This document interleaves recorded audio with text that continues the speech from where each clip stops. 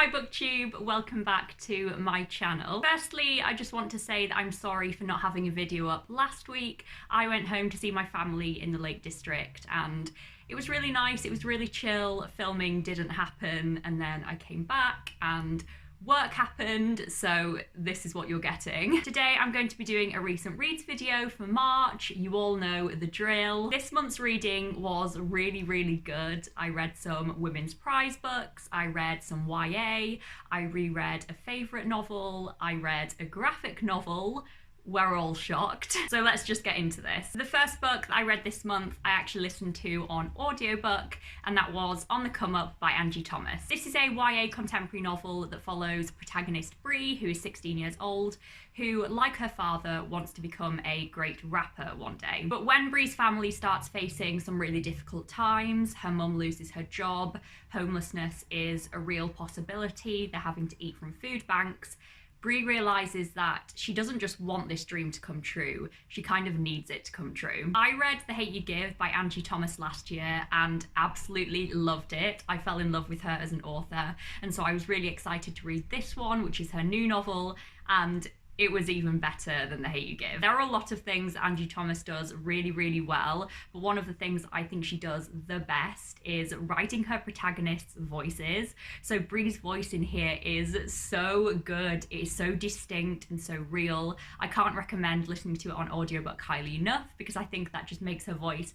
come to life even more, especially in the sections where Bree is rapping. They are so good. All of the characters in this novel are great. Angie Thomas writes really great side characters. Bree's two best friends are prominent in the novel and they're really distinct and unique. She also writes really great family members. All of the different family relationships and dynamics in this novel are really good. They're really spot on and totally believable. I love Bree's relationship with her mum and her brother and her grandparents. I think grandparents are something that are often overlooked, especially in YA novels, and I really like that they're included in here. And of course, this book is tackling a lot of really important and relevant themes. So it looks at fighting for your dreams and discrimination, the realities of poverty and identity. And I think it looks at all of these things really well. It's a very perceptive and very affecting novel. This book is brilliant. Angie Thomas is such a talented writer. I think she's so great.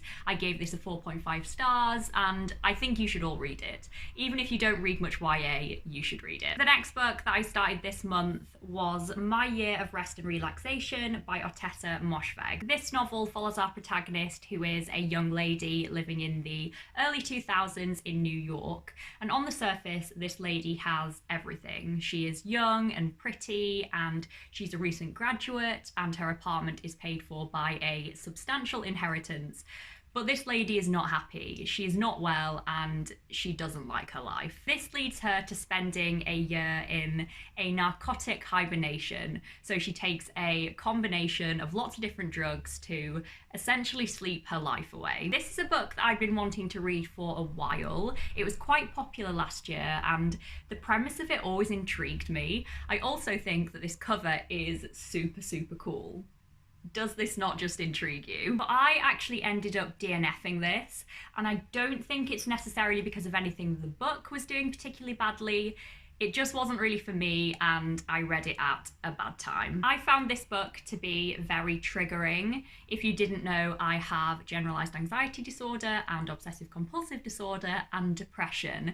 And the general feeling surrounding this book, the protagonist's want for oblivion and her depression and just her general uninterest and difficulty in facing life was not helpful for me to read at all. I just didn't really find myself wanting to pick this book up often, in part because of the triggering nature, but also just because I wasn't really enjoying it that much. I didn't seem to care about the characters very much. I wasn't very interested in what was going to happen. I wasn't massively loving the writing style. But like I said, this book wasn't necessarily bad. I could see that it definitely had some strengths, particularly in its psychoanalytical look at its protagonist. That was very powerful and very accurate.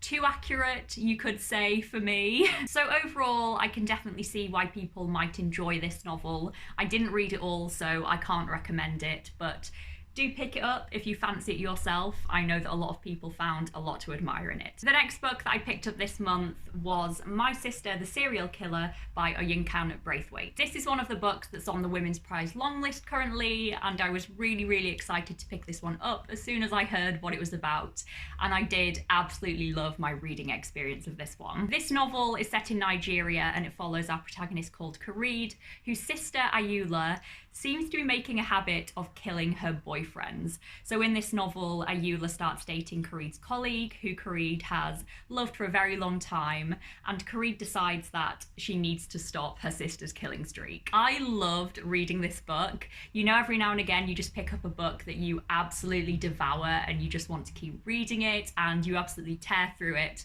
That was my reading experience of this novel. I loved the structuring of this novel. It read just like a thriller to me. The writing is really sharp and clear and witty, and the chapters are really short, which just makes it all the more page-turning. I do think it is fair to say that I enjoyed this book more than I thought it was technically brilliant, if that makes sense. That being said, I do think there were elements in here that were done very well. I just don't think it was amazing. The characters, for example, weren't done particularly well. I enjoyed reading about them at the time, but I don't think they're characters that will be sticking with me for a very long time. And while there were interesting themes explored in here, like family relationships and gender, to name a couple, they didn't offer any new insight for me. So not technically the best thing I've ever read, but I loved my reading experience of it nonetheless. If it sounds interesting to you, then definitely pick it up. It is a great time. In the end, I gave this one a 4 out of 5 stars. Next, in March, I reread my favourite ever book of all time for probably like the 6th or 7th time now, and that is To Kill a Mockingbird by Harper Lee. So I picked up this book when I was feeling really low and really anxious.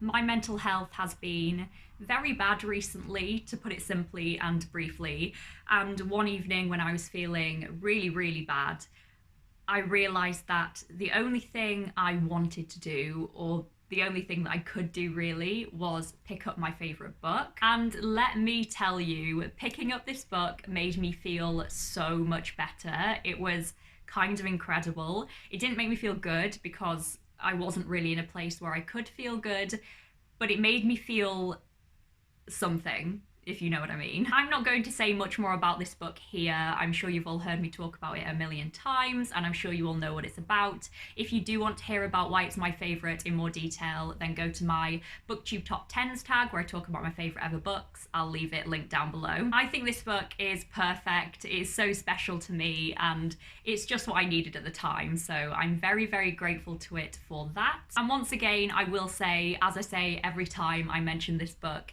if you haven't read this book yet, then do yourself a favour and go and pick it up. Obviously, I gave this 5 stars. The next book that I read in March was Cersei by Madeline Miller. I'm sure you've all heard of this already, but if you haven't, it is a feminist Greek retelling of our protagonist Cersei, who is a goddess, over quite a long period in her life, including the time which she spent with Odysseus, which you can see in the Odyssey. So this is another book that's on the Women's Prize long list at the moment, and it's actually one that I wanted to read before it made it onto the long list, because so many people have read it recently and loved it, and my boyfriend Cameron has read it recently and loved it as well. So let's just start by saying that I didn't love this book as much as everyone else has seemed to.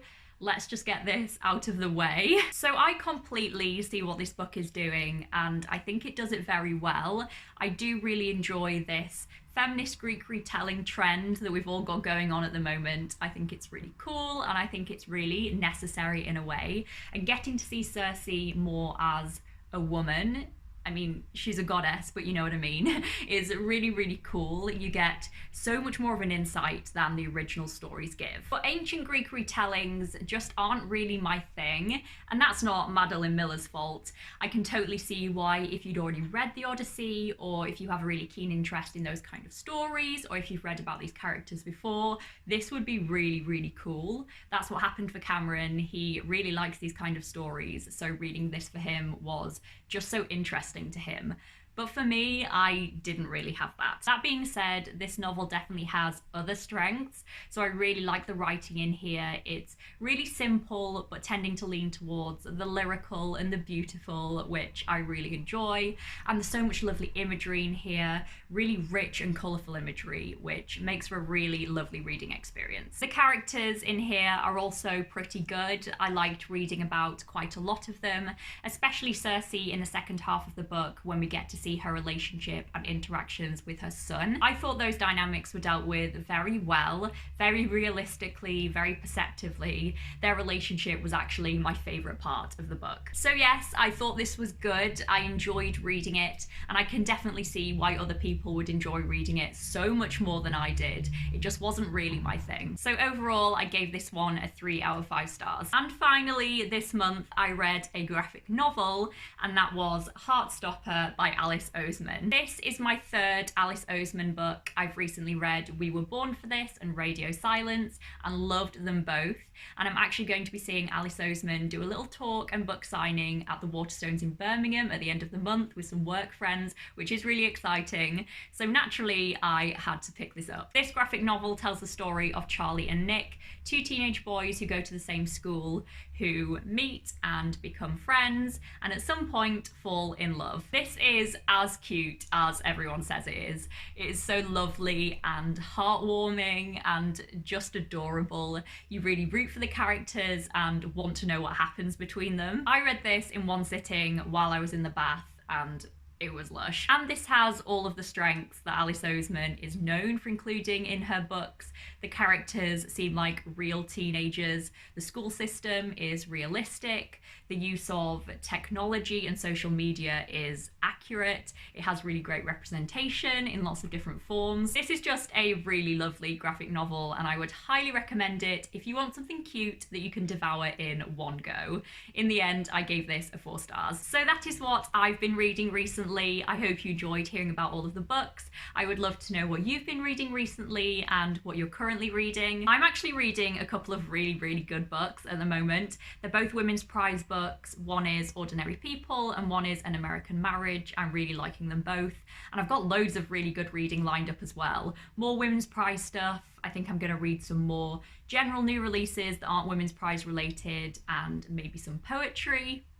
I've got a good feeling about April. So that's going to be it for this video. Thank you so much for watching as always. I hope you're all well. I hope your weeks are going well, and I will see you soon with the next video.